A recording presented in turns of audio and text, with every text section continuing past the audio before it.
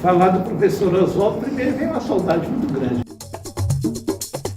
Eu refiro o poeta, o trovador. Ele era historiador, mas ele era artista. Poeta, uma pessoa de alma sensível.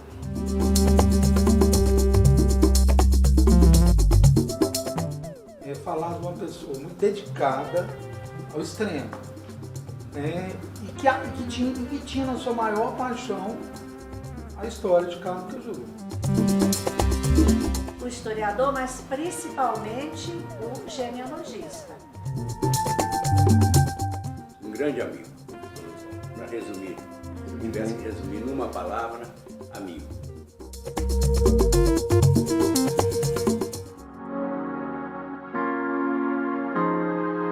Meu pai, ele começou a trabalhar muito cedo mesmo. Veio de uma família muito pobre, né? Muito pobre. Eu não quero afirmar os números para não errar, né? Mas pelo que me parece, minha avó teve 15 filhos, né? Morreram 10, né? Todos bebezinho, criancinha e tudo. Só aí você percebe-se, né? A pobreza, a forma que eles viviam. E ficaram 5.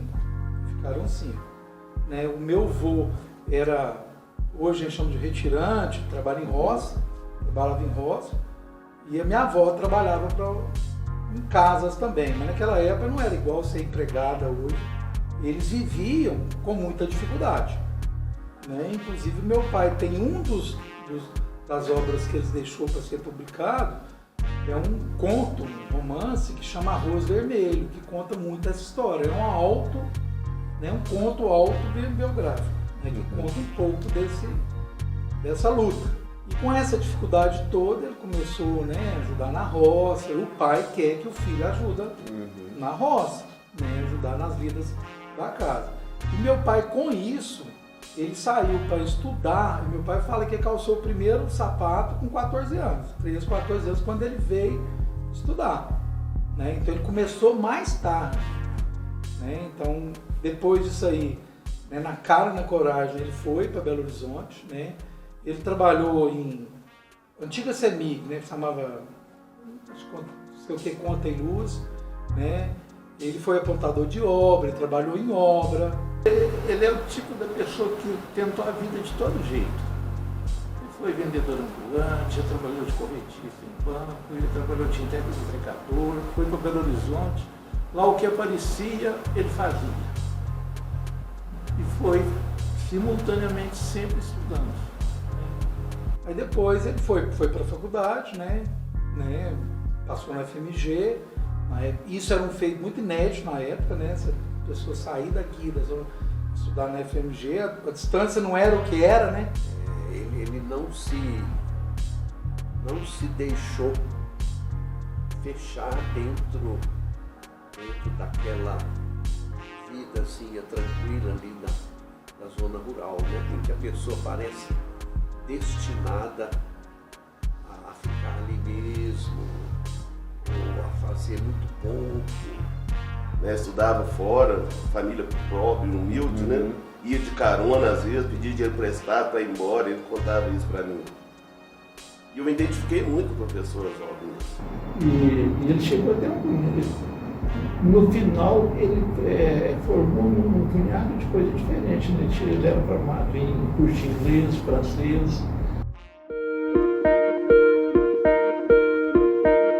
É uma coisa impressionante, assim, o tanto que ele foi empreendedor, sabe?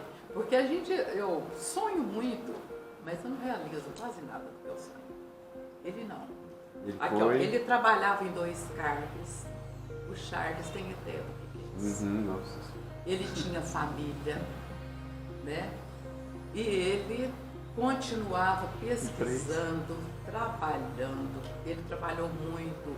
Tudo que ele fez foi uma coisa impressionante, assim, de força de vontade. Toda família deveria ter essa prática de estudar os seus antepassados. E o professor Oswaldo fez isso para nós. ele fez isso sem ajuda financeira de família alguma. E algumas vezes encontrei com o professor Oswaldo em situações de pesquisa. Por exemplo, teve sábados que eu estava indo trabalhar à tarde, eu encontrei com o professor Oswaldo indo, se não me engano, para Bonfim, tinha que ir para Divinópolis, depois para fazer pesquisa lá, segundo ele me diz, por conta dele. Assim, ele mesmo financiava. Esse é um aspecto assim, que é muito perceptível no professor Oswaldo, que era a dedicação. Fez pesquisa em Ouro Preto, Mariana, Belo Horizonte, os arquivos que tinha coisa que tivesse algum relacionamento com o Cajuru, ele pesquisou. E tudo trabalho voluntário. Mas ressaltando que enquanto eu estava indo trabalhar no final de semana, eu estava indo fazer pesquisas por conta dele. Mas a dedicação dele era num nível de comprometimento muito alto. Ele tem também obras de literatura, de poesia, mas eu acho que o principal da obra dele é a história de Cajuru. E ele fez isso com muita perseverança, uma coisa de se notar mesmo. Então foi em 2014 que eu estive trabalhando lá na diretoria de cultura, que nós ficamos mais próximos, né? E ele estava preparando a escravidão negra para acreditar, né, para publicar, e estava também trabalhando na revisão da história de Carmo Cajuru.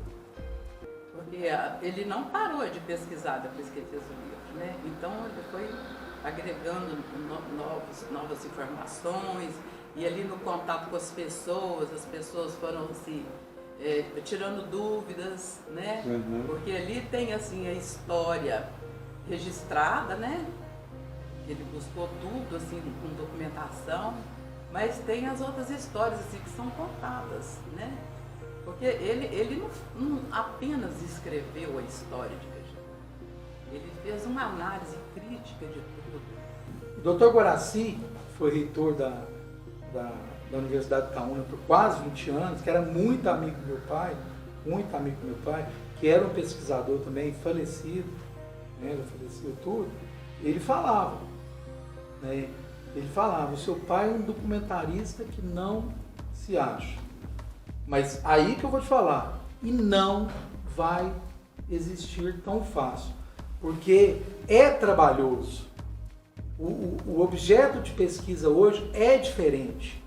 O objeto de pesquisa hoje está na mão, está aqui, né? O pessoal não, aquela pessoa que vai atrás, né? E ele ia a pé, né? Nunca dirigiu, né? até pela deficiência que ele tinha, nunca dirigiu, nunca teve carro, sempre uma carona aqui ou não. Então, assim, tirando dinheiro de dentro de casa para fazer todas as pesquisas. Depois ele publicou também a Genealogia, que é outra obra, né, muito valiosa mesmo, entendeu? Acho que poucas cidades terão obras de tão grande valor como Cajuru tem. Um trabalho onde, pesquisando as famílias, a gente acaba por conhecer a sociedade. Porque pátria nada mais é do que uma família ampliada. E os livros deles são de pesquisa, não é um livro que você vai pegar, que é um romance, não, lá tem as coisas para você pesquisar. A história de Carmo Cajuru ainda é mais, detalhada, assim, na questão de leitura. O Genealogia de Carmo Cajuru é um livro bem de pesquisa, muito bem elaborado. E é mesmo da característica do professor Oswaldo, a sua habilidade para ele encontrar um dado que a gente busca. Quando eu pesquisei a entrada do meu trisavô no Brasil, através do arquivo Público Nacional, o nome não coincidia com os nomes que a gente tinha aqui na diocese. Ele falou, vamos pesquisar no livro de batismo dos filhos do seu trisavô. Então, num dessas pesquisas, ele encontrou o nome que coincidia do meu trisavô com o nome que trazia o Arquivo Público Nacional informou. Era um trabalho desgastante, né? Que a gente não percebe que é desgastante, né? Que envolve muito tempo, muita pesquisa, muito quebra-cabeça, muita leitura, você tem que decifrar documentos, a leitura de documento antigo não é fácil. Eu pelo menos imagino que não seja, né? Pelos termos que da época, a língua também vai mudando com o tempo, né? A gente não sabe se os termos usados, se era que entender a própria caligrafia, às vezes. Eu acho que o título de professor, Charles, você também é professor, no Japão você sabe, né? A única classe que não se curva para o imperador é o professor. Aqui nem tanto, mas eu tenho muito orgulho de ser professor. Você deve ter. Tem e o professor Oswaldo tinha esse orgulho de ser professor. Ele tinha isso, ele tinha prazer em estar na sala de aula. O Oswaldo era um cara pacato, um cara de todo mundo.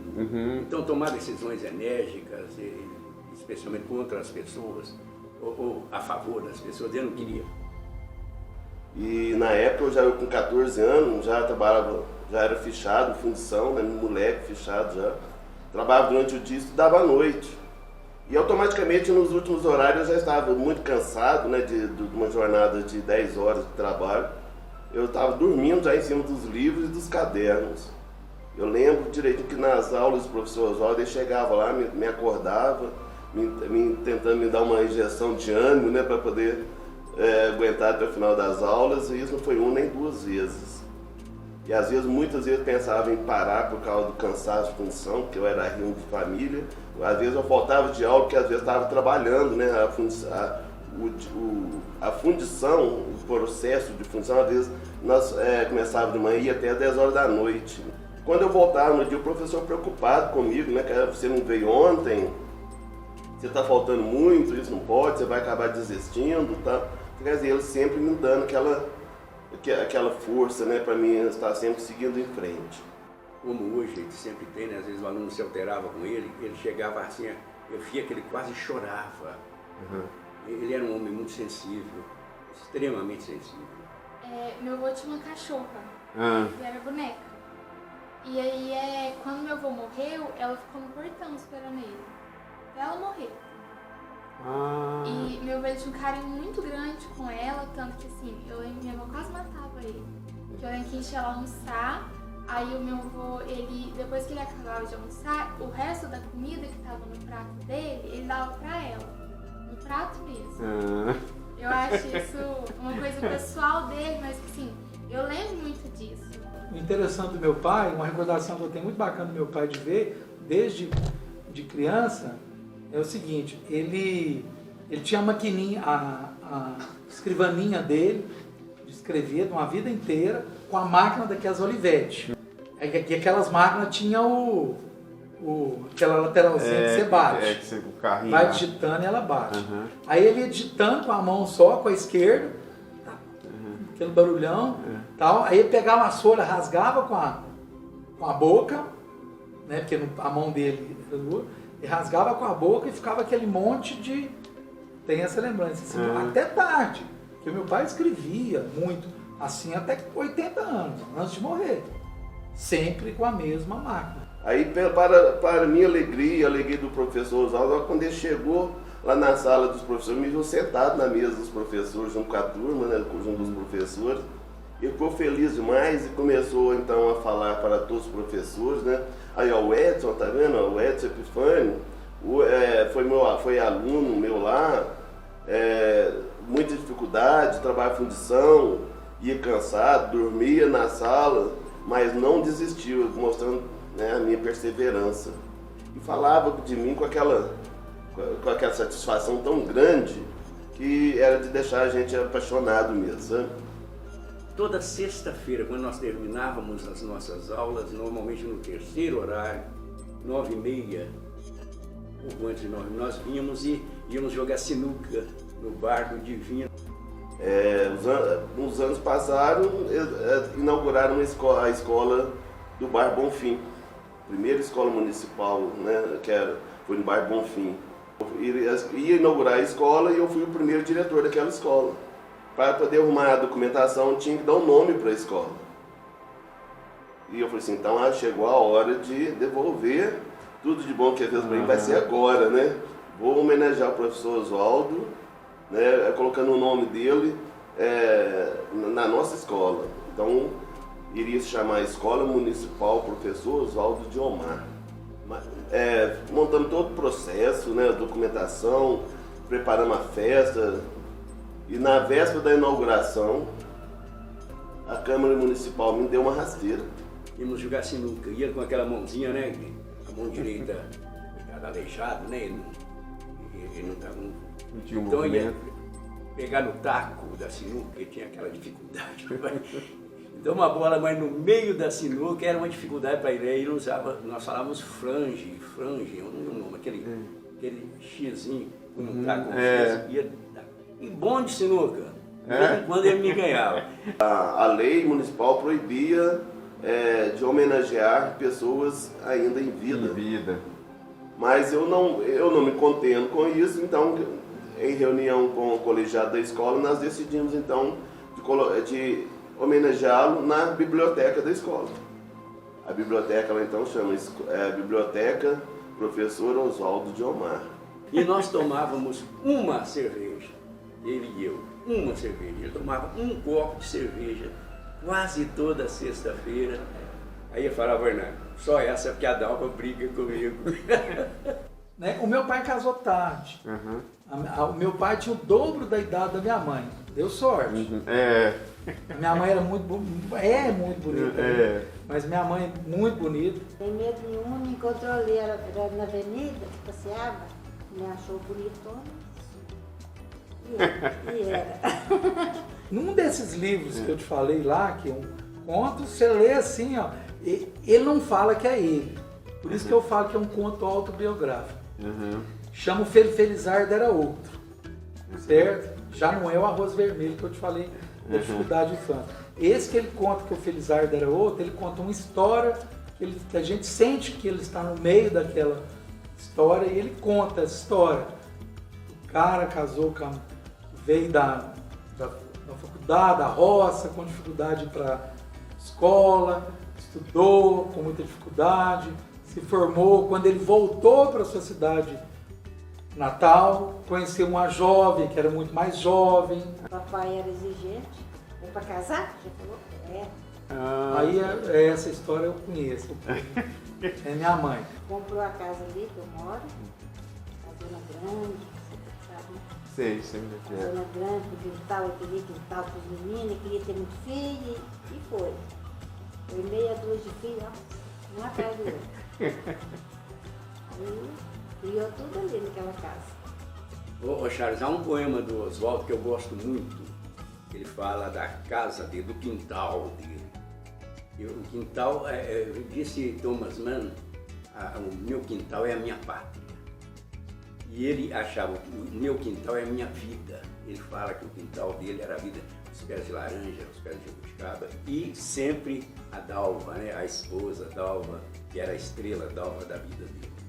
Eu peguei o livro e fui folhear aquele poema inacabados dele. Eu até tirei foto de um poema pra minha avó. E tem uns 3 que é pra minha avó, que minha avó chama Dalva, estrela Dalva. Não faltava nada, nunca deixa faltar nada dela, né? Muito bom, muito carinhoso comigo. Cada minha estrela d'alva, das minhas lindas alvoradas, que brilhou tão pouco. Meu céu está deserto, não há ninguém por perto. Meu Deus, eu fico louco. O céu do meu outono vazio está, e às vezes eu perco o sono a meditar. Também tem um que chama Minha Estrela, que é Tu és minha estrela rara. Nos meus dias escuros e nas noites exaustas, me confortas. Tu és a flor que não murcha no deserto, quero-a por perto, dia e noite. Minha estrela, quero vê-la a toda hora, quero tê-la no caminho pedregoso da minha Jerusalém. Ele sofreu um acidente com 25 anos de idade, né, na faculdade, na UFMG, no caminho de Carmo do Cajuru para Belo Horizonte, próximo a Itaúna. Os trens eram muito cheios, e o povo ia na porta, ali na beirada, e ele passando no pontilhão, ele foi estender a mão, não viu, caiu. Se não me engano, ele ficou acho que 13 dias em coma. Ele foi cuidado por um anjo, uma senhora lá de Belo Horizonte, que virou amiga dela de vida inteira. Não conhecia ele. Então essa senhora cuidou dele, cuidou dele durante muitos anos. Já era uma cidade de uma pessoa de idade, bem mais velha que ele, já faleceu muito. Só o meu pai faleceu há mais de 9 anos, então há muito tempo. Ela cuidou dele, ele ficou em coma há muito tempo. E isso ele contava para nós, que era a grande dificuldade que ele teve, porque isso foi no meio da faculdade. Esse acidente não atrapalhou a vida dele em nada. Ele fez uma reeducação na mão canhota dele, ele fazia tudo o que podia com aquela mão. Ele tinha o braço, mas não tinha movimento. Não tinha nada. Ele fazia tudo, ele capinava, ele fazia tudo com o braço. Vai lá à noite escrevendo livro, escrevendo poesia, escrevendo tudo. Ele teve que aprender, deixar de escrever com a mão direita, que ele era destro, e escrever com a mão esquerda. Aí é que surgiu a parte que mais a gente admira o professor Oswaldo. Ele não ficou revoltado de estar assim, foi uma luta.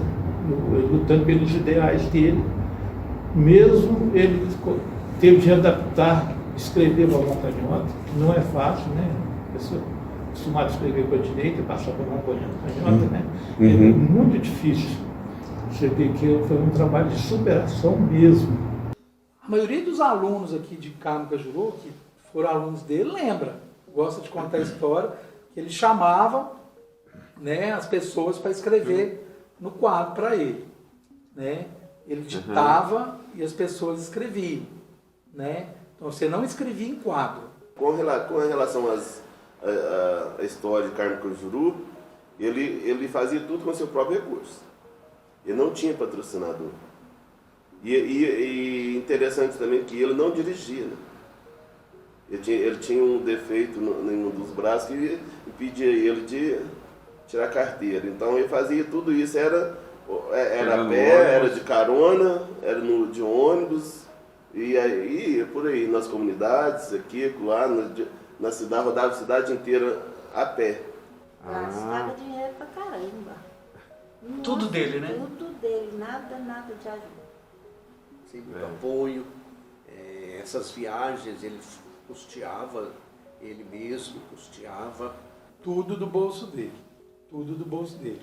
O que acontece? Eu até comento quando as pessoas me perguntam e tudo, seu pai... Porque até quando a gente encontra com algum escritor, no caso você nós já conversamos sobre isso, Charles, e a dificuldade que é. Você sabe que não dá dinheiro. Não dá não. Né? Se não tiver muito amor envolvido, né? Geralmente a arte é assim, é muito pouco valorizada. Com o passar do tempo, ele me procurou também na minha casa, eu lembro. Lá eu convidei para entrar e ele não quis entrar. Nós ficamos sentados no meio fio lá do portão da minha casa. E ele, muito triste, cara, ele começou até a chorar. Me contando que ele já estava com um livro com manuscrito já pronto para poder editar, poder lançar o livro A História dos Negros de Carmo do Cajuru. E que já tinha rodado todos os empresários daqui da nossa região, já tinha ido na Câmara, já tinha ido na rede, já tinha ido na prefeitura, mas que ninguém quis patrocinar o livro dele. E uma última vez que eu conversei com ele sobre os livros, ele tinha reclamado também que já estava com um livro pronto, na forma, mas o patrocinador havia retirado o patrocínio. Ele falava comigo, professor, eu estou com alguns livros para sair, eu não queria que fosse uma obra póstuma, mas foram. Porque infelizmente, você sabe disso, você é escritor também, infelizmente nós temos que arcar com os nossos livros. Que não sai barato, né? Não sai barato, né? Eu ainda tive, por exemplo, esses meus 2 últimos livros, eu tive a sorte, né, da academia interferir e E a Câmara Municipal de Divinópolis, a quem eu aproveito para agradecer, entrou com um recurso, a tal verba impositiva, e eu publiquei 2 livros, e vamos ter outro agora. Se fosse hoje, esse livro estaria escrito, né? Porque hoje nós temos a Lei Aldir Blanc, tem Paulo Gustavo, tem Rouanet, e na época não tinha nenhuma dessa lei para patrocinar o livro dele, entendeu? E ele morreu contrariado com essa história. Mas o Oswaldo não teve isso. Então, 2 livros dele que eu sei saíram como obras póstumas. E onde ele estiver, ele deve estar feliz, porque os livros ficaram bonitos e nós gostamos muito da obra dele. Um desafio assim, peculiar de quem pesquisa é a dificuldade que a gente tem de compreender a caligrafia dos documentos cartórios, antigos. né? Cartórios, documentos antigos, né? E ele tinha muita paciência e habilidade para compreender e entender esses documentos. Às vezes eu comentava, eu não entendo os documentos, num documento a fulana aparece como Umbelina, no outro documento ela aparece como Placedina, filha dos mesmos pais, mas não é irmã, parece ser a mesma pessoa. E depois que ela casou, ela ainda passou a assinar outro nome. Depois que ele fez a publicação, então muitas histórias foram aparecendo, porque esse livro dele teve um impacto muito grande. Então, muitas vezes, o professor Oswaldo foi procurado. Olha, eu tenho um filho assim tal, onde a gente tá, né? Não queria que isso aparecesse. Então, isso acontece. Ele tem que ter essa sutileza para contar a história sem trazer um dano maior para a família, né? O pessoal falava isso, só que tem hora que a dificuldade que você tem do historiador enfrentar são as paróquias que não fornecem dados. Em todas as paróquias existe a obrigação de ter os livros de registro dos sacramentos. Então, existe o livro de registro de batismo, o livro de registro de casamentos,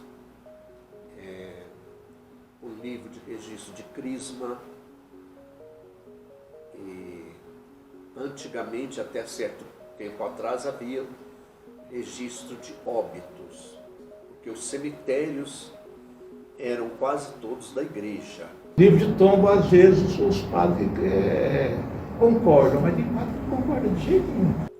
E o livro de tombo é um livro onde o padre tem a obrigação de registrar acontecimentos da vida paroquial. Então ali ele registra festas, programas das festas, e ele escreve livremente. Fica sendo quase que uma espécie de diário. Um diário. Ele não tem que registrar todo dia. Quando ele julga, que tem algum fato importante, ele registra lá. Entendeu? Aí varia um pouco da personalidade do padre. Então, esse livro de tombo, ele é ele traz um grande material para os pesquisadores, entendeu? Atualmente, uma grande parte desses livros foram levados para a Cúria Diocesana de Divinópolis. Muitos desses livros, com o tempo, desaparecem, porque ficam às vezes na paróquia. Há paróquias que têm mais estrutura, outras têm menos estrutura. Então, os livros mais antigos, geralmente as dioceses pegam e levam para a Cúria, para proteger esses livros. Quanto mais antiga é a paróquia, mais antigo também é o seu catálogo de livro de tombo, né? Foi uma morte assim inesperada, né? Eu senti muito. Tinha muito tempo que eu não chorava. Eu chorei quando ele morreu, porque realmente era um grande homem e tinha se tornado um companheiro de conversas, né, sobre vários assuntos. 3 dias antes dele falecer, né? Ele tinha sofrido um infarto, ele estava esperando, né, para receber alta, ele ia receber alta. Até falei, não, pai, o senhor deve ir embora amanhã ou depois. Não deu tempo, ele sofreu outro infarto e faleceu. Eu tinha uma viagem marcada, eu falei assim, eu vou passar na empresa, eu falei assim, eu não vou viajar sem ver meu pai não, ele tinha sofrido um infarto na quinta. E a minha viagem era no sábado, na sexta à noite. Eu ia de trem, né, porque meu pai gostava muito de viajar de trem para o Espírito Santo, que a gente tem um parentesco lá. Eu me dava muito bem com meu pai, eu chamava o professor, e eu chamava ele de professor. Oi, professor, vamos almoçar lá em casa? Ô, professor, vamos almoçar aqui hoje? Ô, professor, como é que tá aí? Ele passava muito lá na loja e tudo. E Deus me deu uma oportunidade muito grande, porque esse dia eu passando lá, eu fui de manhã para saber se eu ia viajar ou não na quinta-feira, né, na quinta para sexta, não, eu ia viajar no sábado. E dormi na casa do meu cunhado e eu dormi e não fiquei no hospital com ele. Então, assim, eu fiquei muito tempo com ele ali, e ele só perguntava do último livro, né?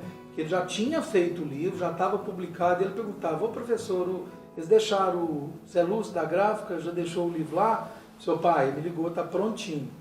E não chegou a ver o livro. Mas no livro eu falei assim, eu peguei esse livro lá emprestado na biblioteca aqui. Você devolve lá para mim, se não ir. Uma preocupação, isso é aí responsabilidade, eu chegando, né? e devolvendo o livro. E eu olhei, e dizendo que não, o livro era quase tudo era dele. Mas isso é muito legal, sabe por quê? Porque o último pedido que ele fez para a senhora foi devolver o livro. Pois é. Meu pai foi professor em 2 cargos, né? Escreveu vários livros. Meu pai, quando ele faleceu, lá no hospital, perguntaram, não tinha que inventariar. Nós não fizemos inventário do meu pai. Meu pai não deixou nada. Deixou muita sabedoria, muito exemplo, né? Essa imagem que não vai se apagar, né? A imagem muito sólida não vai se apagar.